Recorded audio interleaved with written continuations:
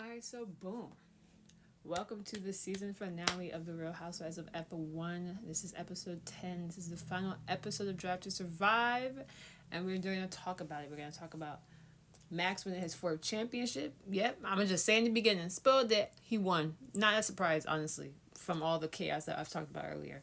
We're going to talk about who won the Constructors Championship. I'm not going to spoil that for y'all.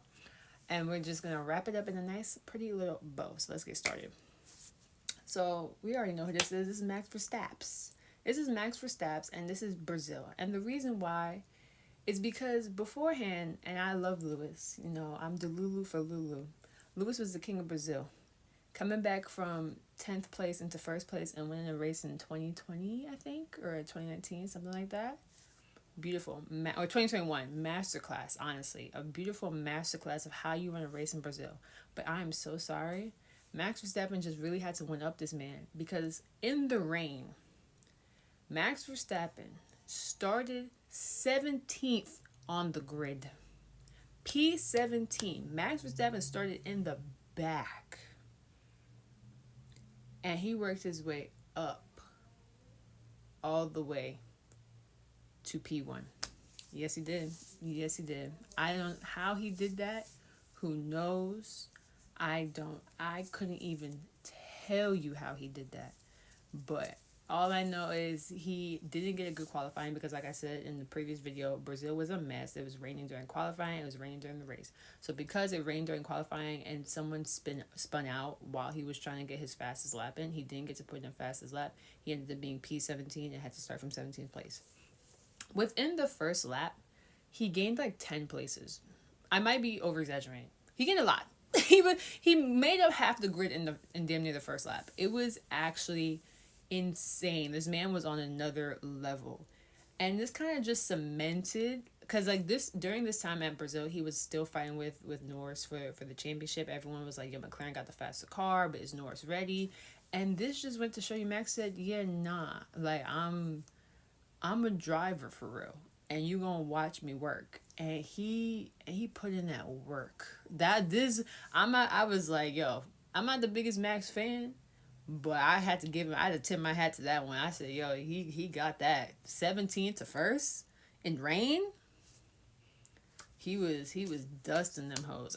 He literally, it was, yeah. So he didn't necessarily win here. There was still enough points that Norris could have made it up, but he ended up not making it up, and he won in Las Vegas. But I wanted to highlight this one because they actually highlighted this one in the end of the season. Like they highlighted this race specifically in this episode because this honestly was the stamp. This was the stamp that did it. This was like, yeah, he's certified. Max for his fourth. Mad Max. That's what this is. So that's who won the drivers' championship. It was, I had to let y'all know in the beginning because it was kind of already a given, but this kind of just signed, dotted, sent. That's what that was. But now for the constructors. So this was the battle for the constructors, and this went all the way to the last Grand Prix. Like literally to the very end, they did not know who could have won. Why? They were like Ferrari was 20 points away from beating McLaren for the championship. Super close. The race in itself was good. I'm not going to talk too much about it. What ended up happening in the first corner, which was funny, is you had Norris, Oscar, front row lockout, again, beautiful. Charles Leclerc was in the back at like 12. I think Carlos was in like 4th or 5th. No, Carlos was like 4th or 5th because Max was up in 3rd. It was a whole ordeal in that first corner. Essentially, Norris gets a good start. This is actually the one time he got a really great start. Got a good start out. What does Max do? Max bumps Piastri.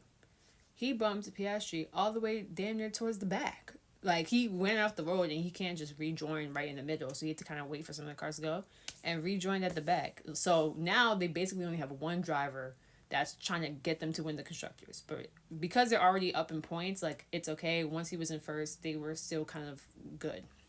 Charles also puts in a great race, starts in 12th. By the first corner, passes 3 cars, ends up 9th. He was on his A game in that one. So he was trying to get up there. He was like, I'm going to get this championship, even if it kill me. Carlos also did a great drive. He started in, like I said, fourth or fifth. He worked his way up to second.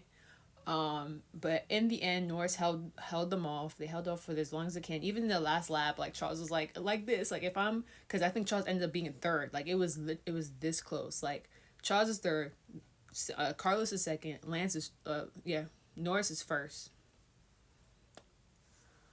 Literally, Charles at the last one was like, guys, if it stays like this, like, can we win? They're like, no, like Sainz would have to pass him. You would have to pass him. Someone has to pass Lando for Ferrari to become first in constructors. So they were like, they just missed out on it by that much, but still a great race. They all three of them got podium except for Piastri, the fourth one over there. All three of them got podium. McLaren won the constructors championship. It was really good. They haven't won since 1999 or something like that. They haven't won in like 20 years. It's been a long time coming. So it was good for them. They hyped up Zach Brown, who was like the head of the team, and kind of revived McLaren and everything like that. So, and thank God they won it. With all the trials and tribulations they had to deal with earlier in the season, it was a great wrap up. To Drive to Survive is a great wrap up for their season, and we are very excited for this season, guys. Check out, I'm going to be reviewing every single race every weekend.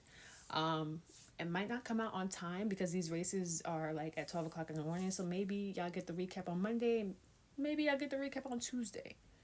But yeah, just let y'all know, y'all gonna get these recaps of every single race that happens this season. I'm gonna keep y'all updated and informed on all things F1.